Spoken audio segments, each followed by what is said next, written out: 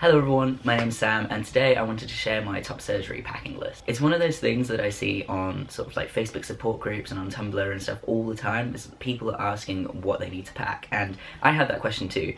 I was quite lucky in that one of my closest friends had had surgery like half a year before me or so, and so I basically just wrote a list of what he took.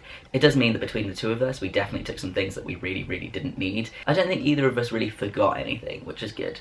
So this list is in absolutely no particular order. I've definitely written it down in a random order. This is over here like actually my original list from when I was writing it all up for myself. So it's kind of exactly as it was back in the day, rather than just me trying to remember from memory, because it's been a while now. One of the big things that you will really appreciate packing with you is like an open button shirt. So I think I just wore mine on like the day of surgery and then just wore it the next day as well, but you want something oversized that you can really easily just chuck on the morning after, button up, and not really have to worry about how you're going to get in and out of it. Most people don't really even want to or can't face putting on a t-shirt for quite a while after surgery, so you do want to invest in a few shirts that are a little bit bigger.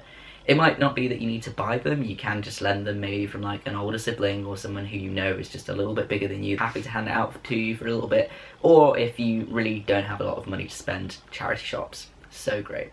You'll also want a toothbrush and some toothpaste. You'll want to freshen up a little bit the next morning. Maybe you want to freshen up just before you go into surgery. Your mouth's going to be feeling all kind of gross after surgery. It's really like dry and disgusting. I say it feels a bit like being an ostrich putting their head into the sand and then taking it back out is what it feels like after general anesthetic. So it's nice to have something to freshen up a little bit. On that sort of similar vein of like freshening up and stuff, I think it depends on the hospital. I had top surgery privately with Miles Berry, and I did not need to have a dressing gown or a towel with me. I didn't bring it because my friend mentioned it for me, but it is on my original list, which I must have added from reading somewhere. So it might be worth finding out whether you need to bring that with you, but I imagine it would be nice if you're not otherwise going to have it. A face flannel will always be a good idea, even if they have towels at the hospital or not. A face flannel that's your own will just feel really nice. Slip-on shoes are great. After surgery, the bending down to do things is, I just know,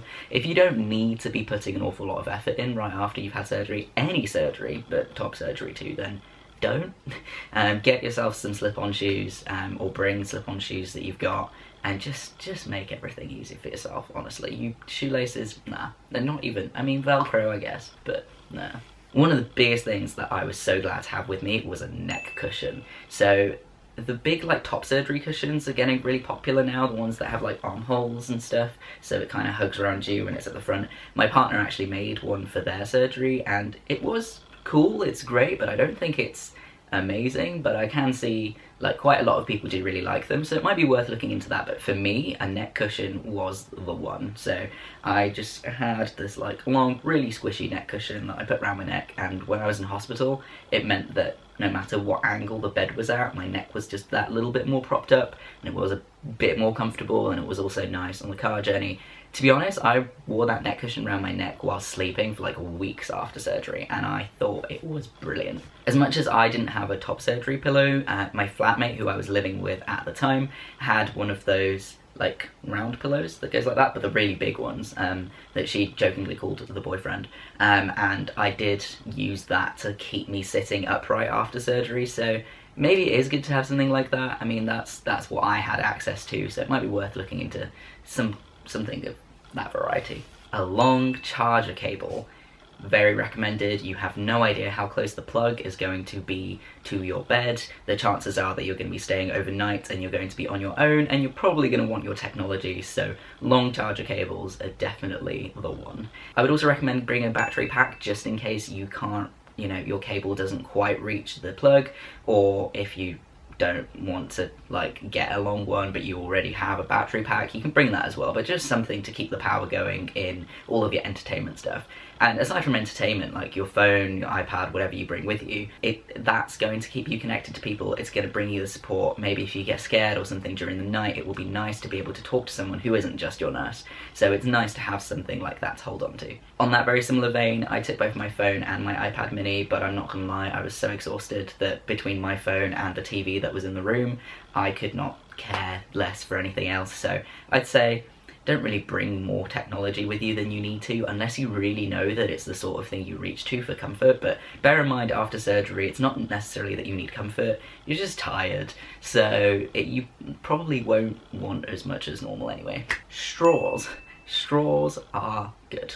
And the hospital that I was at, they did give you a straw with your water, but it's so nice to have some spare straws just in case. My mum was really sweet, and the morning after surgery she got me hot chocolate, and it wasn't a takeaway cup, which would have been a bit of a mare to drink like this, so I just shoved a straw through the like sippy hole, and it was perfect. So straws definitely, and even if you don't use the straws in the hospital, just have some at home.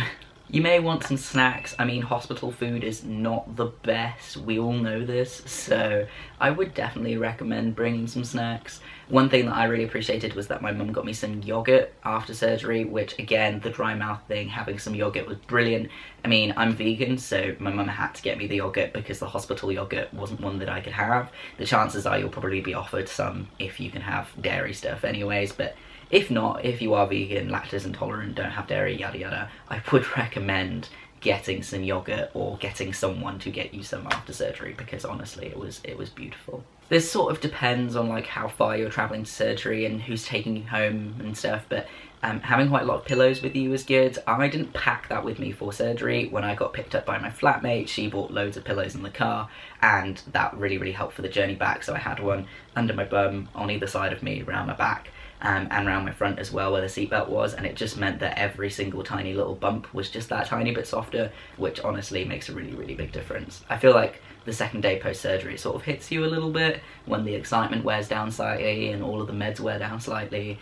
All those little bumps you can feel, whereas I didn't really. I quite enjoyed it. I fell asleep. It was great. Also, do not forget your paperwork. I can't even remember if they looked at my paperwork, but definitely bring it with you just in case, including some form of ID, just in case they are going to look for it and ask for it.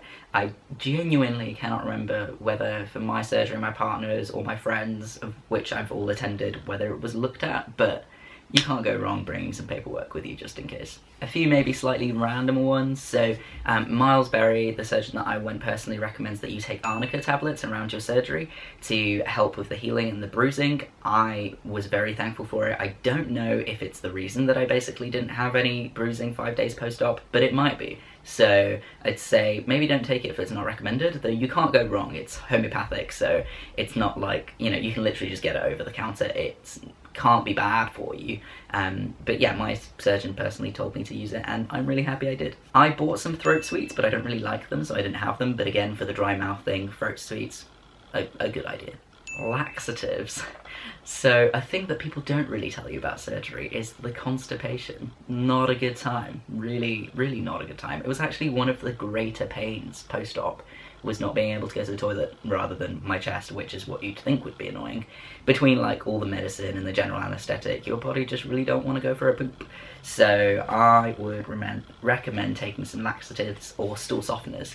I personally use something called Senocot, and I had it before surgery, which apparently is not a good idea because you don't want to poop yourself in surgery, but I don't know, like loads of people do it and it's fine, so I don't know, you're up to you. But then I also had one as regularly as you were allowed to for like days after, and it took a while to work, but when it did, it was good. So a huge recommendation. I'd say like you have to have some form of laxative or stool softener, no matter when you're going to start using it, whether it's before surgery, after surgery, you need it. Another tablet sort of thing, hay fever tablets. You'll probably find that you're quite itchy from all the adhesive and stuff, and the only thing that really calmed that down for me was hay fever tablets. This was a recommendation that I found online and one that I was very thankful for. And finally, some wet wipes. Again, you don't necessarily need to take it to hospital with you, but definitely have it for afterwards. You won't be able to clean yourself very well, and having some wet wipes will really make you feel just that tiny bit more human and a little bit cleaner and just a little bit nicer. I am planning to make a video on like showering and bathing post-op surgery at some point, but you know, what with lockdown, everyone's always home, and I don't really want to be taking my camera with me to the bathroom just yet. No. So I think that's everything that I took. Maybe there might be stuff that I just didn't write on my list that I don't remember, but I can't really think of anything that's like strikingly obvious. I mean, obviously you want to take like spare underwear and socks and stuff, and I would also recommend, if you do have like a little pocket camera or something, then take something to document the experience. You'll appreciate having something to look back on as well. If you've had top surgery and you have any suggestions or anything that I've missed, please do comment down below for the people who find this video. It would be great to sort of keep the advice flowing so that the next people going to surgery definitely don't miss out on anything. But for now, thank you so much for watching, and I will see you all next time.